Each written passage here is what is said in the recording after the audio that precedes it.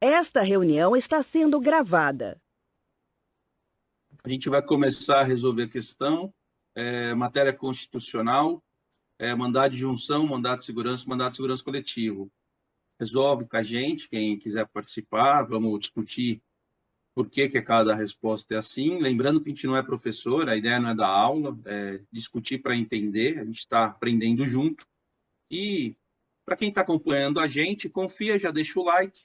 Se não, vê o vídeo, vê se gosta. Se gostar, dá uma força para a gente e deixa o like, tá bom? E compartilha. E compartilha. Se não gostar, não deixa o like, não compartilha. A gente não está querendo esmola, não está querendo nenhum tipo de agrado sem ter merecimento. A ideia aqui nossa é estudo compartilhado, ninguém é professor, como dito no início, a gente quer aprender e gravar de uma maneira mais fácil, e a gente percebeu que estudando junto potencializa a gravação da leitura de lei e de resolução de exercício. Então vamos começar. João é potencial beneficiário de um direito social e estatura constitucional, que foi introduzida na Constituição da República pela Emenda Constitucional número X. Após o decurso de 15 anos da promulgação da reforma constitucional, ainda não foi editada a lei regulamentadora. Na última semana, João tomou conhecimento de que Pedro ingressou com mandado de injunção individual perante o tribunal competente, o qual, em decisão transitada em julgada, julgou procedente o pedido e estabeleceu as condições para imediata fruição do direito social. Como seu caso era análogo, João consultou um advogado em relação à possibilidade de ser alcançado pelo efeito da referida decisão. Assinale a opção que apresente corretamente a resposta dada pelo advogado. Os efeitos da decisão podem ser estendidos a ele por decisão do relator. É verdade isso. A lei é clara que pode ter o relator estendendo os efeitos da decisão. B. Em razão dos limites subjetivos da coisa julgada, a decisão não pode beneficiá-lo. C. Os efeitos da decisão somente podem ser estendidos a ele, caso se habilite como assistente litisconsorcial. D. A decisão proferida em sede de mandado de junção beneficia a todos que se enquadrem na mesma situação jurídica. E. A decisão pode ser utilizada como reforço argumentativo, mas sua aplicação à situação de João depende da aquiescência do ex-adverso. Letra A, né? Eu estou na A também. Carlos? Vamos na A, então. Carlos parece que não está. Letra A, né? Deu letra A. Letra A. Vamos ver aqui qual que é a letra de lei para não ter problema. É o artigo 9º. A decisão terá eficácia subjetiva limitada às partes e produzirá efeitos até o advento da norma regulamentadora. A gente está falando do mandado de junção individual. E o parágrafo 1º. Poderá ser conferida eficácia a outra parte ou erga omnes a decisão quando isso for inerente ou indispensável ao exercício do direito, da liberdade ou da prerrogativa objetiva da impetração. Parágrafo 2º. Transitada em julgada a decisão, os efeitos poderão ser estendidos aos casos análogos, por decisão monocrática do relator. Essa questão número 3 está resolvida para mim aqui, Marcelo. A 3, a 4. Para mim também. Vamos pular. Vamos para 5. 5. Está resolvido. FGV, analista CVM. Luiz ingressou em juízo com uma demanda, ao argumento de que a ausência de determinada norma reguladora estava tornando inviável o exercício dos direitos e liberdades constitucionais e de prerrogativas inerentes à cidadania.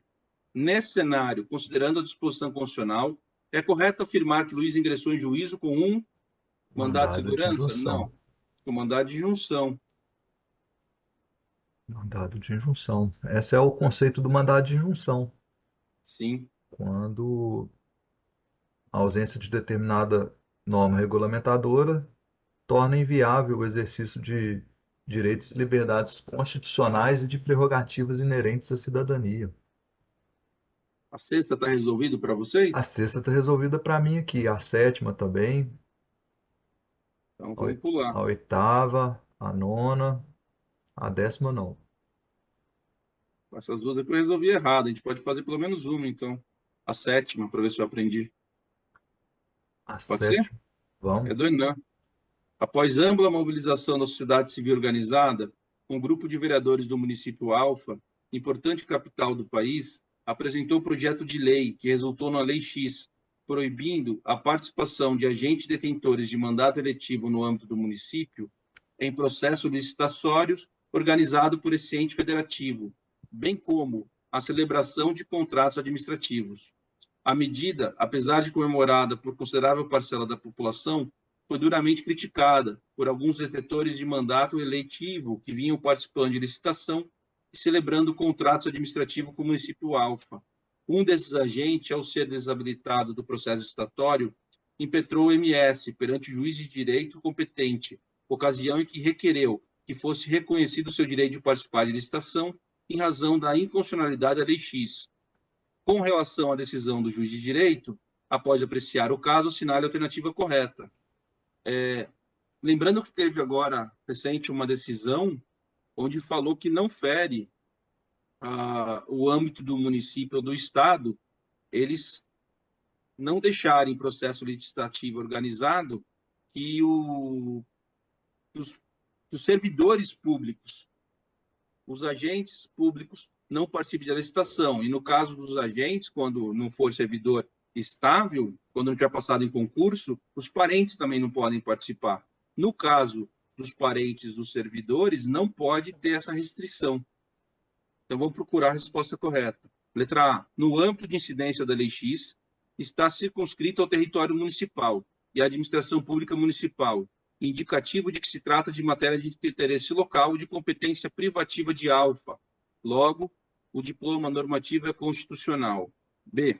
Trata-se de competência complementar legislativa. Logo, a Lei X, não destoando das demais normas, afeta a temática constitucional. C. Como a Lei X dispõe sobre atribuições próprias do Poder Executivo, ela é inconstitucional, em razão do vício de iniciativa. D. Compete privativamente à União legislar sobre licitação e contrato administrativo. Logo, a Lei X é inconstitucional. E.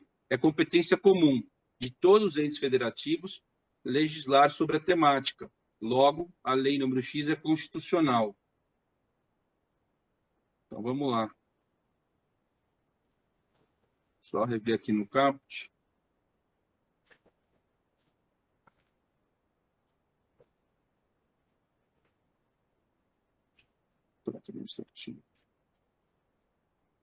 Então, não pode ser competência privativa do executivo, porque não está falando sobre criação de cargo ou alguma norma privativa do detentor do Poder Executivo, né? Então, eu creio que não é, que ela não tem esse vício. O âmbito de incidência está no território municipal. O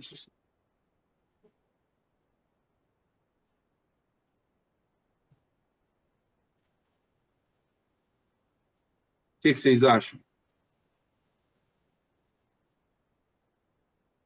Quando você pega o artigo da Constituição que fala sobre isso, lá não menciona município, né? Só que aqui, pelo que a gente está vendo, é de uma importante capital do país, né? Então, o município é uma capital. Se você pegar lá no artigo da Constituição que fala sobre competência legislativa concorrente, o município não está naquela listagem. Ou seja, se você pegar por esse lado, você ficaria na dúvida, seria letra A ou letra B. Só que como é uma matéria que disciplina uma competência, uma legislação suplementar, né, da regra, eu acredito que seria letra B para a resposta. Letra B? Mesmo lá não contemplando o município, eu acredito que a letra B seria a resposta correta. Aqui nesse caso da competência concorrente, o município tem no artigo 32 o poder de fazer a legislação com base no interesse local, né? Matéria de interesse local. Suplementar, esse exercício de competência suplementar. Sim. É a letra B. Então, ele está falando no A. O âmbito de incidência da Lei número X está circunscrito ao território municipal e à administração pública municipal, indicativo de que se trata de matéria de interesse local de competência privativa de Alfa. E a letra B fala, traz exercício de competência legislativa suplementar tá certo, é mesmo. Logo, a lei X não destoando os demais entes afeta a temática constitucional. Eu também creio que é B. Todo mundo acha que é B? Sim, mas não tem nada a ver com o assunto que a gente estudou, né? Não. Isso aqui é, Ele fala MS no caput lá e só. eles colocaram ali mandado de segurança ali no assunto da questão, mas não tem nada a ver. Não está Vamos lá. cobrando, não está falando nada de mandado de segurança ou de mandado de injunção. Tá falando de competência legislativa. Sim. Aliás, isso despenca, né, em prova da FGV, né? Toda a É, prova. Teve 3 provas do Enem. A só, 1, a 2 e a replicação da 1 para um estado. só E cai todas isso. caíram isso. E essa questão, esse assunto que está sendo tratado aqui está sendo recorrente e está sendo cobrado de várias maneiras. Essa aqui foi só uma forma que eles cobraram, né? Tem várias outras questões cobrando essa. Vamos lá. A Em 8 a 1900, 9 a 8 a 9 estão resolvidas para mim aqui. Vão para 10, né? sim. Em 1992, ao julgar o MI número 842, o STF indicou que o mandado de injunção não é sucedâneo constitucional das funções políticas jurídicas atribuídas aos órgãos estatais inadimplentes, razão pela qual reconheceu a mora legislativa do Congresso Nacional em regulamentar o artigo 8º, 3º da DCT. Mais recentemente, em 2007, ao julgar o MI 712, que versava sobre a omissão do Congresso Nacional para disciplinar o exercício de greve dos servidores públicos, a Suprema Corte enunciou que, no MI, o Poder Judiciário não define normas de decisão, mas enuncia o texto normativo que faltava para, no caso, tornar viável o exercício do direito de greve dos servidores públicos. Tal decisão reflete, respectivamente, a seguinte teoria a respeito do efeito da decisão em MI. Teoria não concretista e teoria geral, teoria coletiva e teoria individual, teoria não concretista pura e teoria concretista pura individual e indireta, teoria não concretista e teoria concretista direta geral, teoria concretista direta geral e teoria concretista direta individual. Então, só relembrando, teoria não concretista, o Poder Judiciário simplesmente notifica o poder que não está, o poder que está em mora, o poder que não está cumprindo suas obrigações, e dá um prazo para ele. A teoria concretista, dependendo de qual for, ele vai dar a norma, ele vai falar qual que é a norma aplicada até que se resolva a mora legislativa, ou ele vai dar um prazo, vai notificar o órgão e, passado esse prazo, ele vai dar a solução. Então, no primeiro caso, ele falou que o mandado de injunção não é sucedâneo constitucional das funções políticas jurídicas atribuídas aos órgãos estatais inadimplentes. Não é sucedâneo constitucional. Em relação à greve, ontem eu até chamei a atenção aqui na leitura que o STF consagrou a teoria concretista geral. Não é isso? Então, primeiro é não concretista e a segunda é a teoria geral. Então, ficaria a letra A, né? Ah, sim. Sim. Porque o primeiro ele está falando que o mandado de injunção não é apto, não tem a função constitucional de atribuir aos órgãos estatais De das funções substituir. políticas jurídicas atribuídas aos órgãos estatais. Então, está dando a impressão, pelo que eu estou entendendo aqui do juridiquês, é de que o órgão estatal inadimplente tem que ser avisado, mas não vai ser por MI que vai se dar a resposta política. Já que, em 2007, ele dá a resposta.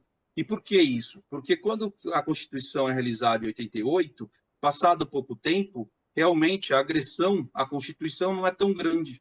Agora, de 88 para 2007, você tem um aumento do potencial lesivo de não implementação de norma de eficácia limitada. Lembrando que tem 3 tipos de norma por José Antônio da Silva, né? Que é o... É José Antônio da Silva mesmo? Acho que sim, O não lembro. constitucionalista? É o de eficácia plena, contida e limitada. A plena é aquela que não admite norma restritiva, ela já dá e já é apta a formar, a materializar-se no mundo real. A contida, ela já nasce também podendo concretizar, você tem que obedecer às normas, mas ela admite restrição de lei, e a limitada, que ela exige lei para poder ser aplicada. Então, o MI, ele serve exatamente para de eficácia limitada, porque ela não tem eficácia jurídica no mundo real. Ela tem uma eficácia paralisante, né? Por causa do parágrafo 1º ou 3º do artigo 5º, que fala que todas as normas do artigo 5º já têm a aplicabilidade imediata. E a aplicabilidade dela é paralisante, ela impede que lei contrária ao que ela está determinando seja feita, mas ela não tem aplicabilidade real no mundo e precisa de uma norma. Faltando essa norma, você não pode exercer o direito, por isso MI. A gente acredita aqui que é a letra A. Vamos ver. Na Todo mundo verdade, concorda? não concordo não. Porque tem a letra D também. Ô Marcelo, na primeira ocasião aí, o Paulo está falando, ele aplica a teoria não É a concretista, não você fala concretista. utilizar. Na primeira ocasião lá que ele fala lá, ó, porque Sim. ele só decretou a mora legislativa. Então é a teoria não concretista. E depois aplicou para todos os casos análogos a situação aí que cairia na teoria concretista direta geral. Direta Então, geral. teoricamente seria letra D de dado. Então vamos na letra D de Deus. Eu não tinha percebido aqui a concretista direto geral, que está mais específica que a teoria geral. É. Vamos ver. Exatamente isso. Só observar o comentário do professor aqui. A gente está utilizando a plataforma do QConcurso. E a questão demandou conhecimento doutrinário. Isso é mais raro. Normalmente a prova é letra de lei ou jurisprudência. No caso julgado em 92, a decisão do STF refletiu a teoria não concretista, ou seja, há uma omissão e faz a ciência a autoridade competente para adotar as medidas pertinentes para a regulamentação. No julgado 2007, a decisão do STF refletiu a teoria concretista direta geral. A teoria concretista possui maior grau de efetividade, pois não fica apenas no apelo, mas adota uma solução, ainda que parcial ou omissão. A teoria concretista divide-se em concretista direta, o próprio Poder Judiciário impõe a solução ao tema, ou a concretista intermediária. O Judiciário concede um tempo para a autoridade, órgão, omitente, elaborar em norma regulamentadora e permanecendo a omissão, o Judiciário indicará qual será a solução jurídica. Ainda, na teoria concretista direta, ela pode ser individual ou geral. No primeiro caso, a teoria concretista individual, a decisão do MI abrangerá o autor da demanda, ao passo que, na segunda, a teoria concretista geral, a decisão do MI terá efeito erga omnes. Assim, na primeira situação, a posição foi a teoria não concretista, e na segunda, foi adotada a teoria concretista direta e geral. Então, vamos para a próxima. Na letra A fala só sobre teoria geral. É. Ele não fala sobre a teoria concretista, né? É uma pegadinha que a gente lá ia caindo. A número 11 a 11 a 12 estão resolvidos aqui para mim. Para mim não tá, mas a gente pode pular se tiver para o Carlos também. Então vamos resolver elas aí. Se não tá para A você, 11 e a 12 para mim tá. A 12 está resolvida, a 11 não tá, não. Então vamos fazer a 11 e pular a 12. Vamos fazer a 11 e fechar aí? vamos Maria fechar. impetrou Precisamos um mandado de junção visando a fruição de determinado direito social contemplado na ordem constitucional, mas que carecia de regulamentação pelo poder competente, de modo a tornar viável seu exercício. Considerando que a mora já fora reconhecida em impetrações anteriores, o tribunal dessa feita estabeleceu as condições em que se dará o exercício do direito. Ao tomar conhecimento do êxito de Maria, Joana procurou seu advogado e solicitou orientação quanto à possibilidade de ser alcançado pelos efeitos do acórdão proferido. Foi corretamente esclarecido. Ela é muito parecida com aquela que a gente resolveu. Acho que foi a primeira que a gente resolveu. Vamos ver a resposta. A eficácia subjetiva do acórdão após o trânsito julgado depende única e exclusivamente da aquiescência do poder público. Errado. B. Com o trânsito em julgado do acórdão, os seus efeitos podem ser estendidos aos casos análogos por decisão monocrática do relator. É a letra B. É letra B. C. A eficácia subjetiva do acórdão é limitada às partes na respectiva relação processual, o que inviabiliza... Hã? É limitada às partes, mas não inviabiliza a produção de efeitos em relação a Joana. Letra D. O acórdão tem eficácia outra parte erga omnes, considerando a incidência da ordem jurídica, que deve ser eficaz ou ineficaz em relação a todos. Não. D. Ela somente será alcançada pelo acórdão se solicitar a intervenção litisconsorcial posterior à integração subjetiva da lide, mas em nenhum momento após o trânsito julgado. Então é a letra B, de bola. Isso. Querem fazer mais uma? Tentar pegar uma de MS? Nós estamos precisando encerrar aqui, Marcelo. O tempo já está curto para nós. Então vamos encerrar. Um abraço a todos. Obrigado.